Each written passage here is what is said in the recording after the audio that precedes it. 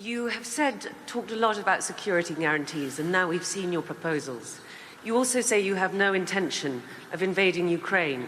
So will you guarantee unconditionally that you will not invade Ukraine or any other sovereign country, or does that depend on how negotiations go?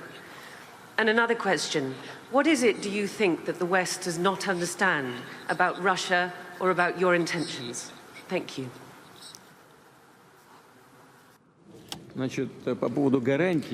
Speaking of the security guarantees and what it will depend upon, or if something will depend upon the negotiations, our actions will not depend on the negotiation. They will depend on the unconditional compliance with the Russian security demands today and in the historical context. In this sense, we have made it clear that any further NATO movement to the east is unacceptable. There is nothing unclear about this. We are not deploying our missiles over at the borders of the US. No. On the other hand, the US is deploying its missiles close to our home, on the porch of our house. So, are we demanding something excessive? We're simply asking them not to deploy their attack systems over at our home. What is so unusual or peculiar about that? So, what would the Americans think if we, for example, decided to come to the border between, say, Canada and the United States or Mexico and simply deploy our missiles over there? Well, did Mexico and the US never have any territorial disputes? What about California? What about Texas? Did you forget about that? But everything seems to have calmed down. Nobody remembers those things, just like the way they remember about Crimea. We try not to remember the situation in Ukraine. Who created that? Who started the crisis? Was that Lenin? Yes, when he declared the Soviet Union in 1922 and then the Constitution of 1924 following his death, was following the principles of Lenin. This is a matter of security, not just history. This is about security.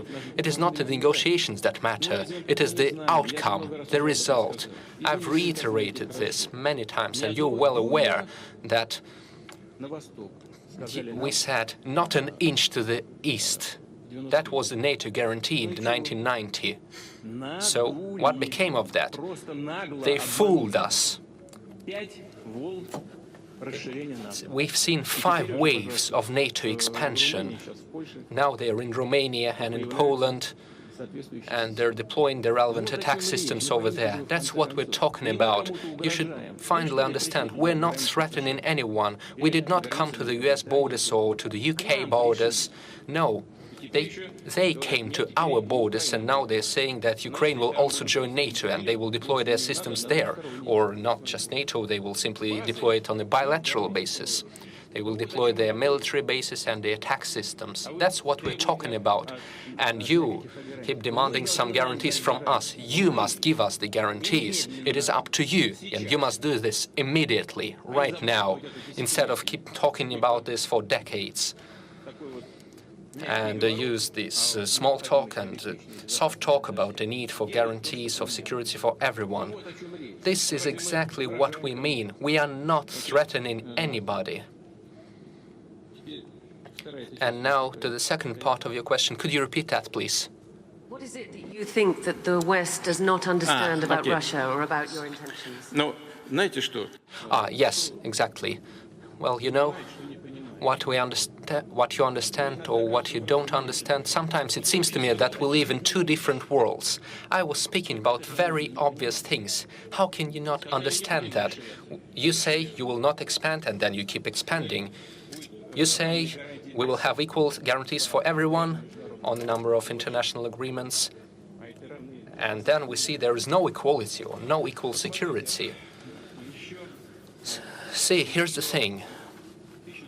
Back in 1918, one of the assistants of Woodrow Wilson, the US president, said that the whole world would feel calmer and safer if today's enormous Russia would be replaced with the states of Siberia and 4 more states in the European part of Russia.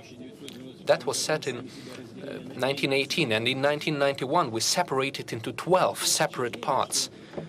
It seems to me that our partners were not satisfied with that. They think that Russia is a tad too large. Even the European countries have turned themselves into a union of states. They are quite small states with populations of 60 to 80 million people, but even after the dissolution of the Soviet Union, we only had 146 million people, and that is too much for the West. I think that is the only explanation for their constant pressure against us. Back in the 1990s, the Soviet Union did everything it could to build normal relations with the West, with the United States. I will keep saying this, and I will repeat for your viewers and listeners out there from the media that you represent. I didn't quite get that, but that doesn't matter. Our nuclear sites, our military nuclear sites, had experts from the US intelligence authorities. They were going there. That was their job, to visit the Russian military nuclear sites. They spent their whole days over there. And the Russian government had advisors from the CIA working inside of it. What else did you need? Why did you have to support the terrorists in Northern Caucasus and use the terrorist organizations to reach your goals and break down the Russian Federation? This was exactly what you were doing, and as a former director of the FSB, I know that. We were working with the double agents, and they were reporting to us on the tasks of the Western intelligence agencies. Why did you have to do that? You should have done something different, perhaps treat Russia as a possible ally and strengthen trust.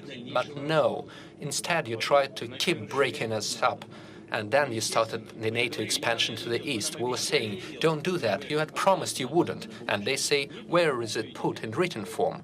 Nowhere. Well, then F off, and we don't care about your concerns.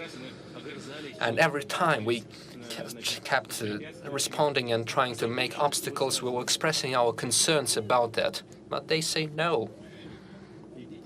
So you can do whatever you want about your concerns. We will do whatever we need. 1, 2, 3, 4, 5.